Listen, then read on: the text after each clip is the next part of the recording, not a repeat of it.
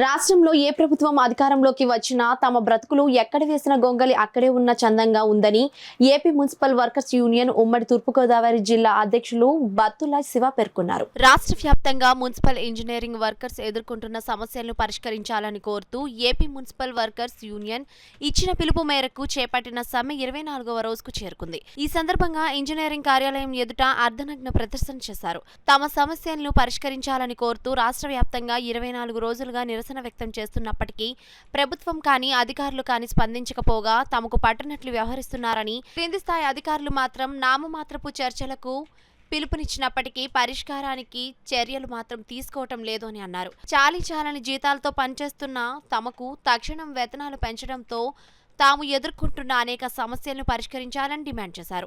ఇప్పటికైనా ప్రభుత్వం స్పందించకుంటే ఉద్యమాన్ని ఉధృతం చేసి రాష్ట్ర వ్యాప్తంగా మున్సిపల్ విభాగం పనులను నిలుపుదల చేసి నీటి సరఫరా, వీధి లైట్ల నిర్వహణ వంటి వాటిని స్తంభింపచేస్తామని హెచ్చరించారు. ఈ కార్యక్రమంలో Andhra Pradesh municipal engineering workers union Kakinada ప్రధాన కార్యదర్శి తుమ్మలపల్లి శ్రీధర్, యూనియన్ అధ్యక్షులు ఏకల శ్రీనివాసరావు, రాష్ట్ర గౌరవ అధ్యక్షులు సాంబ ప్రసాద్, బత్తుల సత్యనారాయణ, పాలిక సత్యనారాయణ, మద్దూరి వీరభద్రరావు, జాడా అప్పలరావు, పి నగేష్ తదితరులు పాల్గొన్నారు. మరి ఇంతవరకు కూడా గతంలో పారిశుద్ధ కార్మికులైన మా తోటి సోదరులైనటువంటి పారిశుద్ధ కార్మికులకి 21,000, 24,000 జీతాలు పెంచి ఇంజనీరింగ్ కార్మికులైనటువంటి మాకు ఏమాత్రం జీతాలు పెంచకుండా మమ్మల్ని అన్యాయం చేయడం జరిగింది. కాబట్టి మేము ప్రభుత్వానికి గత 24 రోజుల నుంచి, గత 24 నుంచే కాదు, గత సంవత్సరం నుంచి కూడా ప్రభుత్వానికి వినతులు ఇస్తూ ఉన్నాం, నాయకులను కలుస్తూ ఉన్నాం, మంత్రి గారికి ఇస్తూ ఉన్నాం, సీఎం గారి దృష్టికి తీసుకెళ్ళడం జరిగింది. అయినా సరే ఇంజనీరింగ్ కార్మికుల విషయంలో ప్రభుత్వం ఎలాంటి సానుకూల దృక్పథాన్ని వ్యక్తం చేయకపోతూ ఉంటాం. ఆంధ్ర రాష్ట్రంలో ఆంధ్రప్రదేశ్ మున్సిపల్ ఇంజనీరింగ్ వర్కర్స్ ఇచ్చిన పిలుపు మేరకు 24 రోజుల నుంచి సమ్మెలో కొనసాగడం జరుగుతుంది. ఇంతవరకు మరి గతంలో 13వ తారీఖున చర్చలు జరిపి అయ్యా మేము మంత్రి గారి దృష్టికి తీసుకెళ్తామని చెప్పి ఈ రోజుకి దరిదాపు 15-16 రోజులు కావస్తూ ఉంది. అయినా సరే ఇదిగో రేపు చర్చు, అదిగో రేపు చర్చలు అంటూ ఒకరోజుకొకరు పోస్ట్ పోన్ చేసుకుంటూ వెళ్తూ ఉన్నారు. కాబట్టి ప్రభుత్వం ఈ వైఖరి మేము నిరసిస్తూ ఉన్నాం. ప్రభుత్వం తక్షణమే ఇంజనీరింగ్ కార్మికులు జీతాలు పెంచి వారి న్యాయమైన డిమాండ్లు పరిష్కరించాల్సిందని కోరుతున్నాం.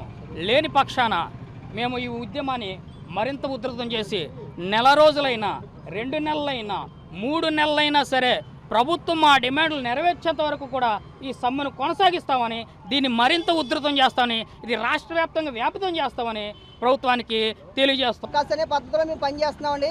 ఈ పద్ధతిలో చేస్తున్నాం కాబట్టి మాకు సంక్షేమ పథకాలు కూడా ఇవ్వటం లేదండి. ఈ 13,000 రూపాయలతోటే ఇన్ని సంవత్సరాల నుంచి మేము పనిచేస్తున్నామండి.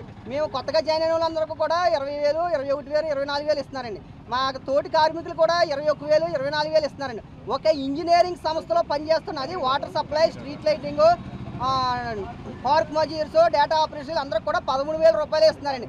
ఓన్లీ ఇంజనీరింగ్ సంస్థలో పనిచేస్తున్న వాళ్ళకి జీతాలు పెంపుదల లేదండి.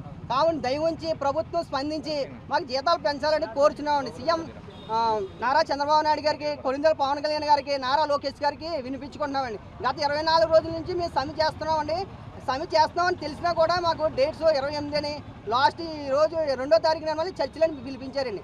ఎందుకంటే ఇది ఎస్ఎన్సీ సర్వీస్ అయినా రాత్రి పగలు ఫిల్టరేషన్ చేస్తేనే మంచినీళ్ళు వస్తాయండి. మనకి ఎప్పుడైనా రోడ్డు మీద చెట్టు పడిపోయింది అనుకోండి, ఆ చెట్టు పడిపోవాలనుకోండి పార్క్ నజీర్ వచ్చేసి ఆ చెట్టు తొలగించాలండి. ఇవన్నీ కూడా ఎమర్జెన్సీ పర్పస్, రిస్క్తో కూడిన కూడా వ్యవహారం అండి. ఇదంతానే డే అండ్ నైట్ పనిచేస్తే కానండి నగరం అంతా నీళ్ళు రావండి. ఎక్కడైనా స్ట్రీట్ లైటింగ్ పోయింది అనుకోండి, ఇమీడియట్గా వెళ్ళి స్ట్రీట్ లైటింగ్ చేయాలి. అది కూడా కరెంటుతో పని అండి, అది కూడా రిస్క్తో కూడిన పని అండి. అయినప్పటికీ మా కార్మికులు ఎవరికి జీతాలు పెంచకపోవడంతో ఈ రోజు మేము 24 రోజుల మధ్య ధర్నా చేస్తున్నామండి. ధర్నా చేసిన వల్ల సిడిఎంఏ గారు, ఎంఈఓడి గారు కూడా 2వ తారీఖున మాకు పిలుపు ఇవ్వడం జరిగిందండి. మా చర్చలు సఫలంగా అన్ని జరిగితే పర్వాలేదు, లేకపోతే ఇదే విధంగా మరీ ఉధృతగా మేము ఈ సమ్మె కొనసాగిస్తామని సభాముఖంగా తెలియజేస్తున్నామండి.